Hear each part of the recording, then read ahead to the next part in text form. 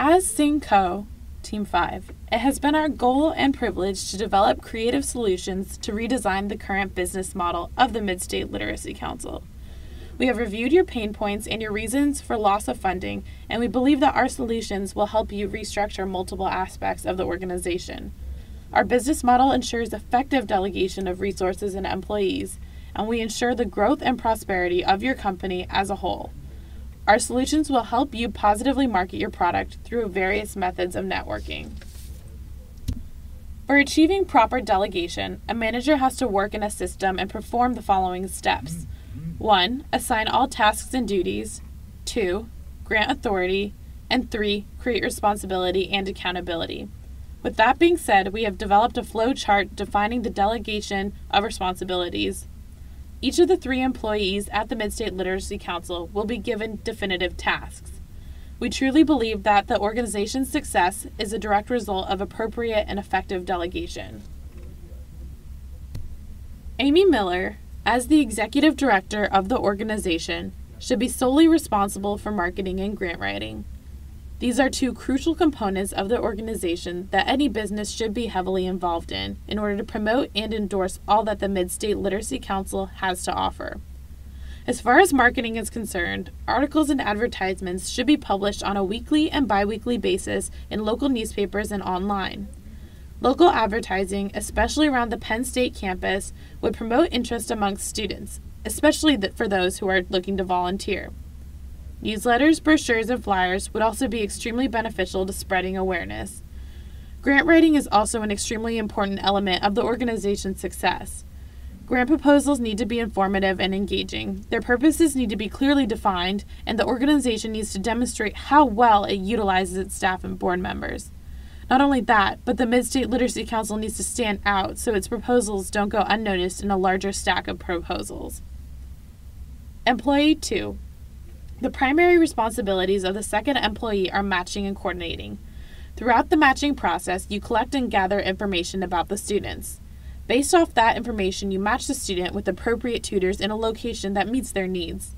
All coordination operations for Center and Clearfield counties will be controlled by this employee. Using shared calendars, as will be detailed, shared documents, shared reports, and tasks will help to keep all aspects of the business organized. Due to the limited availability of Employee 3, we have delegated their primary responsibilities to testing, assessment, and training. Volunteer training. When volunteers are acquired, they need to be trained. These trainings allow for consistency of how the business and instruction of students are run. These trainings can be done in the form of video modules in the comfort of volunteers' homes. Volunteers without this capacity can also attend proctored sessions.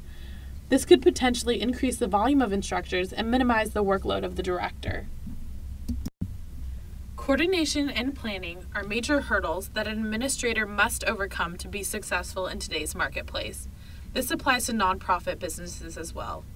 An administrator must be focused on the long-term goals of the company or organization that he or she is responsible for.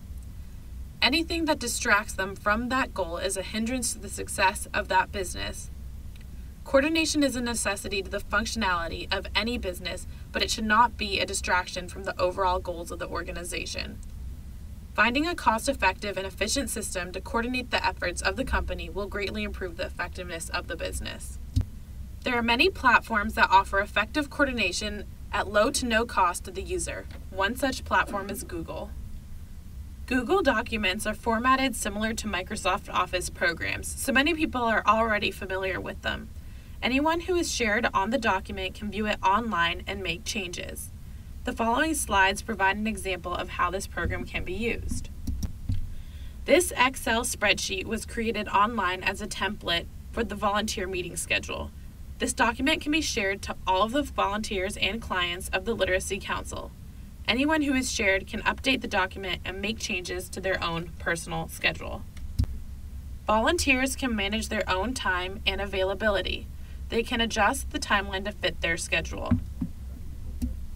Referring to the arrow, you can see that forms can be altered at any time to accommodate any changes. Clients can manage their own availability and sign up for whenever a particular volunteer is available. By signing up on their own, much of the responsibility and work done with coordination is moved from the administrator to the users. Google Calendars is a user-friendly program that simplifies the scheduling process and is visible to each party.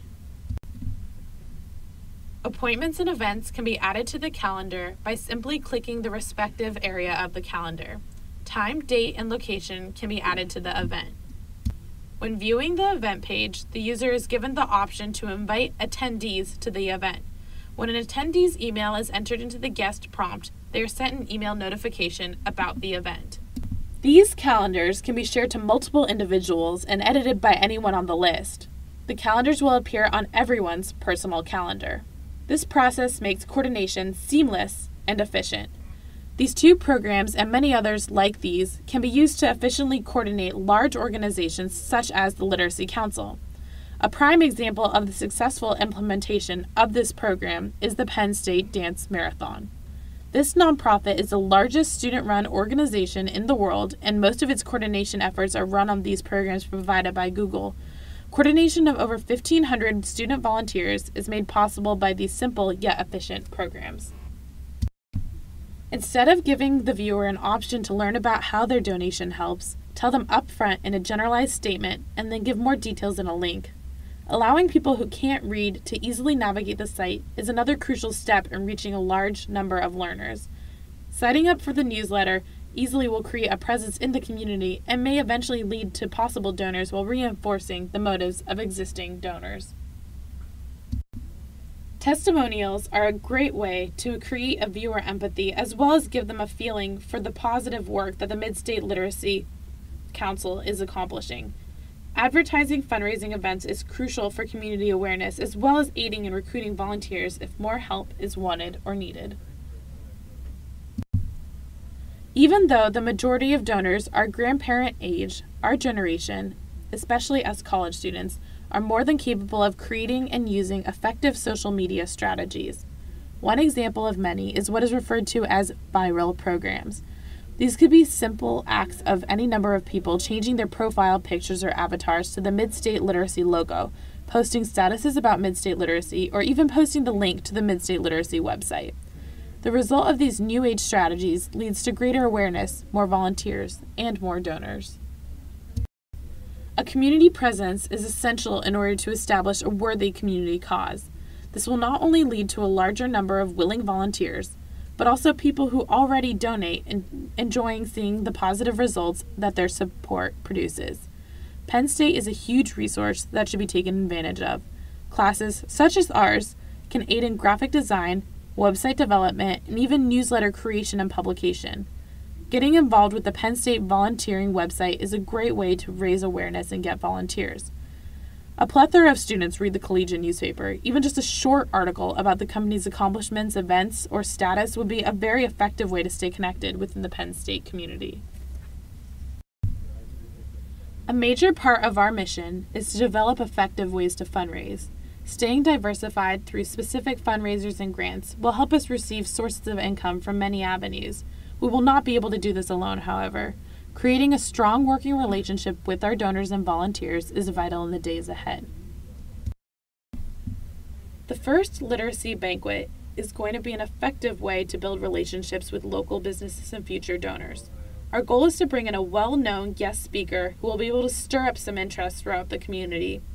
Through this first banquet, we hope to receive pledges of support through future donors that are present. The banquet will not be the only way to generate income. We would like to institute a literacy drive once a year in churches and local schools. Our volunteers will go to a variety of locations and speak on our behalf. This is a way we can network with other organizations and receive additional funding. It's no secret that grants will be a direct source of funding. There are many grants that we feel our organization is capable of getting each and every year. With the help of volunteers and their experience of grant writing, the number of grants we will apply for each year will grow exponentially. The government has many funds and grants that may apply to our organization, such as the Workforce Investment Act of 1998, along with the Pennsylvania Adult and Family Literacy Education Act and the Consolidated Appropriations Act of 2010. Our last way to generate funding is by being strategic about our marketing strategy. With businesses, we will use the door in the face method, while we will use the foot in the door method with our individual donors. These strategies allow us to generate large amounts of funding in opposite ways. The businesses may be willing to donate a large amount of money at the start, while individual donors may increase their support over time. The downward moving pyramid shows the order of importance and timeline of various solutions that will improve the overall structure of the current business model. Applying these solutions will create more opportunities for the business while increasing productivity and efficiency.